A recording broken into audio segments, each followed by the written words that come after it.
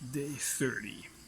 I woke up fairly early this morning and I cleaned up myself and the place, the hotel room, and left into the direction of Moalboal.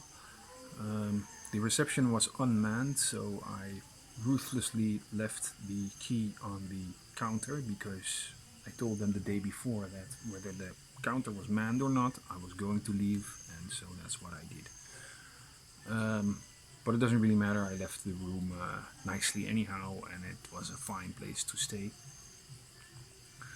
And I unpacked here on this small, inexpensive resort run by a Frenchman. I got a small cabin for not that much without an air conditioning, so I hope I'll be comfortable. I probably will. I went to Moalboal to rent a scooter today, and the first place I tried to visit on the basis of reviews, of course. It had to have a good reputation, otherwise I'm not gonna do business with a place for renting scooters. I just don't want to get stranded someplace with a broken scooter. And I went to a reputable place, but they wanted my passport for keeping, and that's as a bail, and that's a complete no-no. So I walked out on that business and gave them a stinging review. And I went to another place and I got a nice scooter at a bail of 5,000 pesos, even though I would have been fine with 15,000 for all if I care. And the really good news was that as soon as I started driving it, I actually immediately felt comfortable with it, which means that I'll be using it for the next week to check out the countryside, visit the falls, visit nice few places, and really going into the country from this small resort. There's a lot less traffic here at this small village called Alcantara. There's ATMs near that will for sure service me.